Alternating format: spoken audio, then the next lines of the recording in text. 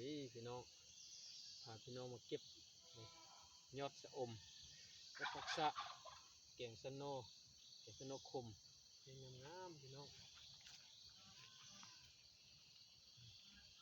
ยอดงามถ่ายให้พี่น้องเบิ่งมอๆกันเรื่องสิเก็บพี่น้องเบิ่งมอๆกันเด้อยอดงามๆพี่น้องยอดนะนี่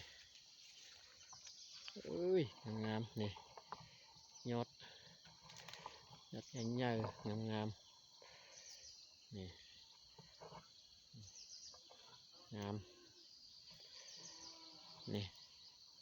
ยอดเอ้ยยอดใหญ่ๆเลยเก็บตัดให้พี่น้องเบิ่งยอดงามๆนี่แมนมดพี่น้อง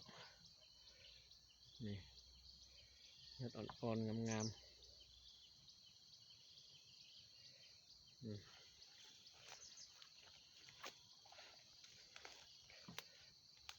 เก็บใส่แกงนอพี่น้อง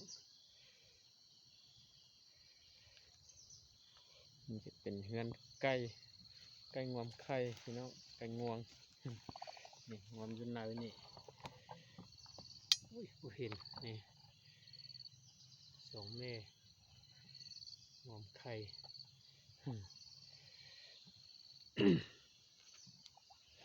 มันจะเป็นอ้อยดำไว้เห็ดยาเนาะ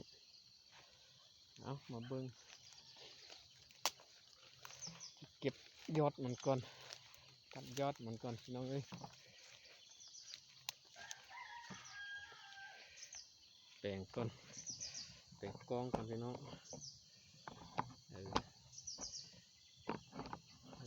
เก็บลงให้พี่น้องเบิ้งเน้ย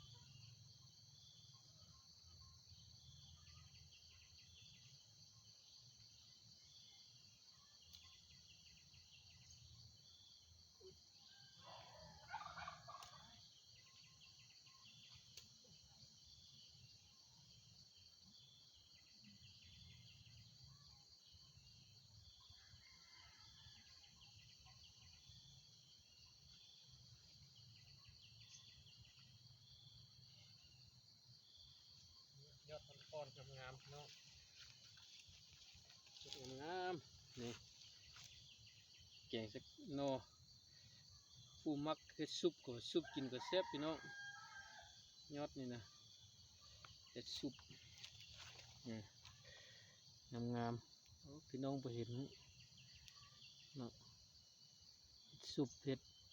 คั่วกินก็ได้ยอดงามๆ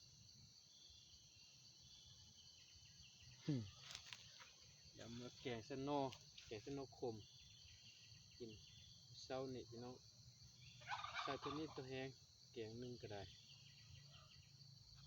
นะขอขอบใจที่ติดตามมาชมเด้อ